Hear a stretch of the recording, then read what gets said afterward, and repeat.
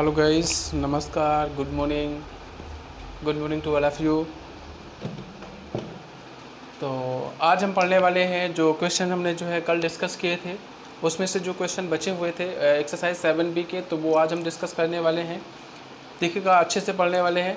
और जो है जो भी क्वेश्चन, हाँ एक चीज़ बता दें कि आप जो है जो भी पढ़ा करें तो उसको रटा ना करें, उसको समझने की कोशिश किया करें।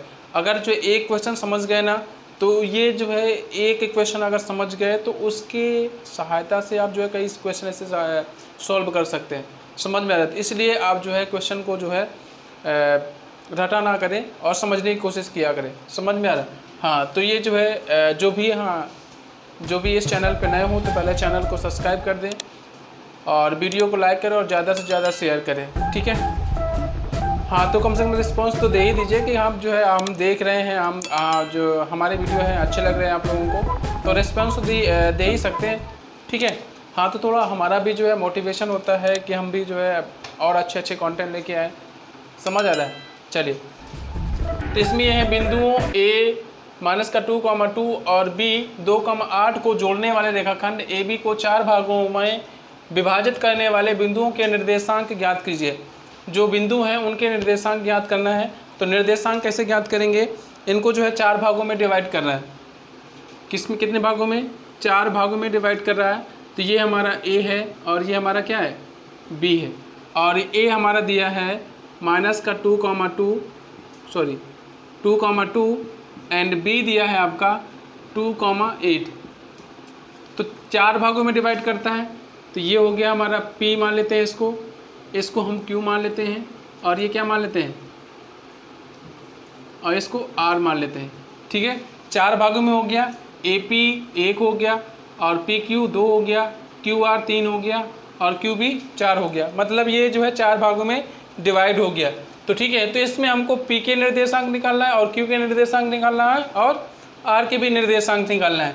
तो इनके निर्देशांक कैसे निकालने वाले हैं देखिएगा, उसमें जो ये भी दिया है कि वो जो है 4 भागों में विभाजित करता है, तो बिंदुओं के निर्देशांक ज्ञात कीजिए, ठीक है। अगर हम जो है अगर थोड़ा सा ध्यान से देखें कि ये B के, अगर Q के निर्देशांक निकालें, किसके निकालें? Q के निर्देशांक निकालें, तो आप जो है देख पा रहे होंगे कि ये अब 2 मेथड से लगा सकते हैं आप, या फिर इनके जो है मध्य बिंदु डायरेक्टली निकाल लीजिए। क्या निकाल सकते हैं? मध्य बिंदु कैसे निकाल सकते हैं?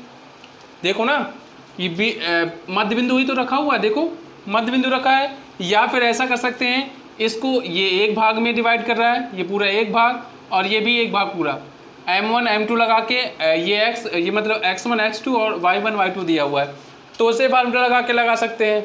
समझ आ रहा है मेरी बात को? हम जो है करते कैसे हैं वो हम सिखा रहे हैं, एक नहीं 2 मेथड समझा रहे हैं, समझ में आ रहा है? जो आपको आसान तरीके से समझ में आ जाए, ठीक है। तो आप जैसे निकालना चाहें वैसे निकाल सकते हैं। तो हम क्या करते हैं कि A और B के मध्य बिंदु के निर्देशांक निकाल लेते हैं। A B के मध्य बिंदु के निर्देशांक, मध्य बिंदु के निर्देशांक निकाल लिया। A B के मध्य बिंदु के निर्देशांक, तो इसमें हम x की वैल्यू निकालेंगे। तो फार्मूला क्या होता है मध्य बिंदु के निर्देशांक का? तो x1 + x2/2 और y बराबर होता है y1 + y2/2। अब इन दोनों के मध्य बिंदु है, तो ये हो जाएगा x1, ये y1, ये x2 और ये y2। तो x1 कितना दिया है हमारे पास? -2, और x2 कितना दिया है? 2/2, और y की वैल्यू क्या दी है आपको? y1 निकालेंगे आप, तो y1 की वैल्यू क्या दी है? 2, और y2 8 दिया है आपको, ये लिख दिया। समझ में आ रहा है? देखिएगा, x = -2 और ये +2 क्या आ जाएगा? 0। y बराबर क्या आने वाला है? 8, और ये +2 कितना हो गया? 10। 2 से डिवाइड किया ये आ गया 5, 2 से डिवाइड किया 0, तो 0, क्या आ गया? 5। तो हमारे जो AB के जो Q के निर्देशांक आए गए हमारे, क्या किसके? Q के निर्देशांक आ गए, वो क्या आ गए? 0,5। समझ में आ रहा है? आप इससे भी निकालते ना, तब भी आपका पॉइंट जो है यही आएगा। समझ में आ रहा है? चलिए, अब हम P के निर्देशांक निकाल रहे हैं। किसके? बिंदु P के निर्देशांक, P के निर्देशांक कैसे निकालने वाले हैं? देखिएगा P के निर्देशांक निकाल रहे हैं। अब यहाँ इसके तो निकाल चुके हैं, अभी P के निकालने हैं। अब देखिएगा ये 1 में डिवाइड करेगा, ये भी तो 1 में डिवाइड करेगा, क्योंकि 1 भाग ये 1 भाग ये, तो इसका m1 m2 कितना हो जाएगा? m1 और m2 हो गया 1:1। समझ आ रहा है? और x1 y1 दिया है, x2 y2 दिया हुआ है। नहीं इसका निकालेंगे ना, अब इन दोनों के बीच के निकाल रहे हैं ना, तो ये x2 हो जाएगा और ये क्या हो जाएगा? y2 हो जाएगा। ठीक है, इक्वल टू फार्मूला क्या लगाएंगे? x2 m1 plus m2 x1 upon m1 plus m2, और y बराबर होता है y2 m1 plus y1 m2 upon m1 plus m2। x2 कितना दिया हुआ है? x2 दिया 0, m1 कितना दिया है 1, और m2 कितना दिया है 1, और x1 कितना दिया है -2 अपॉन 1 प्लस का 1, और y2 कितना दिया है आपको 5, m1 1, y1 2, m2 1 प्लस का 1। समझ में आ रहा है? ये आ गया आपका 0, यहाँ से बचा -2 अपॉन 2, और यहाँ से 5 1 ज़ा 5 प्लस का 2 अपॉन 2, तो ये हो जाए कितना? ये हो गया -1, और यहाँ पे हो गया 7/2। तो आपके जो बिंदु P के निर्देशांक आ गए, बिंदु P के वो क्या आ गए? -1,7 क्या आ गए? -1,7/2। ये किसके निकला है? P के निकला है। अब हमको किसके निकालने हैं? R के। किसके निकालने हैं? R के निकालने हैं बस। ठीक है, R के हम यहाँ पर निकाल लेते हैं। देखिएगा R के निर्देशांक निकालेंगे, x बराबर निकाल लेते हैं। यहाँ पे x बराबर क्या लगाएंगे? अब इन दोनों के बीच में लगा रहे हैं, इन दोनों के बीच में, तो ये क्या हो जाएगा? ये x1 हो जाएगा, ये y1 हो जाएगा, और ये x2 हो जाएगा, और ये y2 हो जाएगा। अब ध्यान से देखिएगा, अब इन दोनों के बीच में निकाल रहे हैं, तो एक भाग ये हो जाएगा और एक भाग ये नहीं हो जाएगा, तो ये भी जो है हमारे 1:1 में ही डिवाइड करेगा। ठीक है, तो इसमें भी m1 और m2 कितना हो जाएगा? 1:1 हो जाएगा। ठीक है, तो यहाँ पे आने वाला है x2 कितना दिया है हमारे पास? 2 × m1 प्लस x1 कितना दिया है? 0 × m2 1/1 प्लस का 1, तो ये हो जाएगा 2/2 = 1। अब y की वैल्यू निकालेंगे, तो y2 8 × 1 प्लस का y1 5 × 1/1 प्लस का 1, यही तो लिखेंगे। तो यहाँ पे हो जाएगा 8 1 ज़ा 8 प्लस का 5/2, तो y की वैल्यू आ गई हमारे पास 13/2। ठीक है, तो हमारे r के निर्देशांक जो आ गए, तो वो आ गए हमारे 1,13/2। तो यहाँ पे आके r के निर्देशांक आ गए 13/2। ठीक है, हमको तीनों के निर्देशांक निकालने थे, तीनों के निर्देशांक आ गए। समझ में आ रहा है? अगर वीडियो अच्छा लग रहा हो तो लाइक करते जाएं और ज़्यादा से ज़्यादा शेयर करें। ठीक है, चलिए आगे क्वेश्चन देख लेते हैं। अगला क्वेश्चन देखते हैं।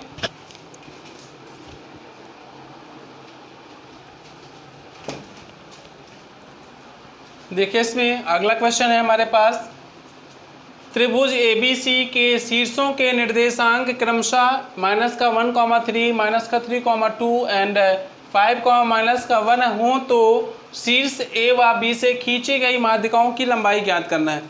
त्रिभुज के जो माध्यिकाएं हैं AB से बिंदु A से खींची गई लंबाई और बिंदु B से खींची गई लंबाई की लंबाई निकालनी है हमको। ठीक है, देखिएगा हम जो है इसमें त्रिभुज बना देते हैं। ये आपका त्रिभुज बना हुआ है। ठीक है, ये है आपका त्रिभुज, ये A B एंड C। अब बिंदु A से खींची गई माध्यिका, A से खींची गई माध्यिका ये आ गई, और B से खींची गई ठीक है, समझ में आ रहा है। अगर आपसे बोल देता कि सी से खींची गई माध्यिका तो आप यहाँ से भी खींच सकते थे। समझ में आ रहा है। तो हमको जो है ए से खींची गई लंबाई और बी से खींची गई यही बोला गया है, तो हम दोनों ही निकाल लेते हैं। ठीक है, तो सी डी एंड ई। और ए के निर्देशांक क्या दिए हैं? ए के निर्देशांक हमको दिए हैं -1,3 एंड बी के -3,2 एंड सी के 5,-1। ठीक है, अब आपको थोड़ा सा ध्यान से देखिए केस में क्या लिखा हुआ, बी और सी के मध्य बिंदु के निर्देशांक निकालेंगे तभी तो डी के निकलेंगे ना। तो यहाँ पे लिखेंगे डी के निर्देशांक कैसे निकलने वाले हैं, ये हो जाएगा x1, ये हो जाएगा y1, ये x2 और ये y2। अब देखिएगा फार्मूला क्या होता है, x1 plus x2/2 y1 plus y2/2, यही तो फार्मूला लगाते हैं। x1 कितना दिया है, -3 प्लस का 5/2 -2 -1/2। समझ में आ रहा है।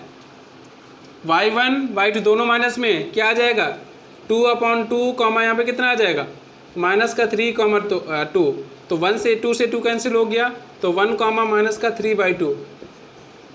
डी के निर्देशांक क्या आ गए हमारे, ये आ गए 1 -3/2। अब हम क्या निकालने वाले हैं, ई के निर्देशांक।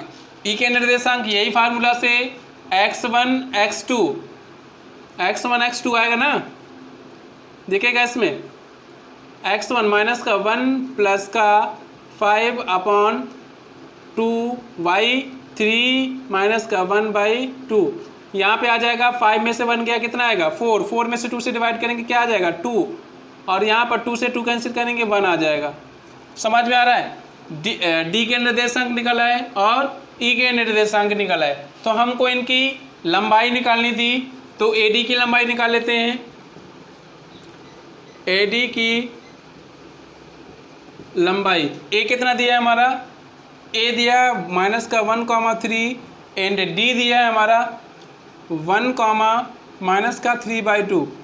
ठीक है, तो इसका लंबाई का फार्मूला क्या होता है, √x1 प्लस x2 का whole square plus y1 minus y2 का होल स्क्वायर। x1 कितना दिया है, ये x1, ये y1 और ये x2 और ये y2। समझ में आ रहा है।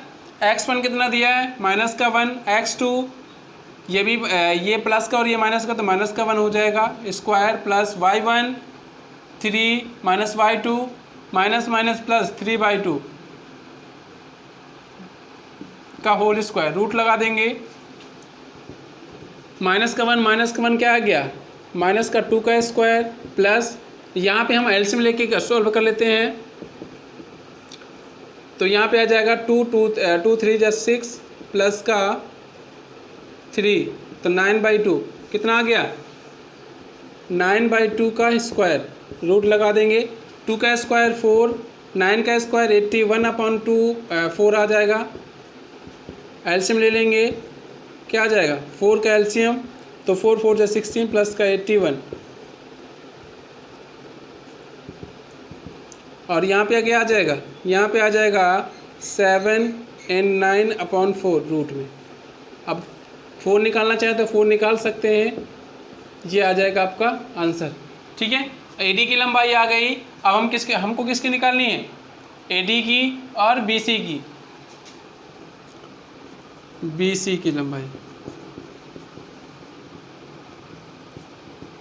बीसी की लंबाई क्या होगी, बी पॉइंट कितना दिया है हमारा, बी दिया है -3,2 और ई कितना दिया है 2,1। ठीक है, ये x1, ये y1, ये x2, ये y2। फार्मूला वही ये वाला। x1 कितना दिया है हमारा, x1 -3 -2 का स्क्वायर प्लस y1 -2 और y2 -1 का स्क्वायर, ये 325 का स्क्वायर प्लस 213 का स्क्वायर, यहाँ पे आ जाएगा 5 का स्क्वायर 25, 3 का स्क्वायर 9, यहाँ पे क्या आ जाने वाला है, यहाँ पर 4, यहाँ पे 34।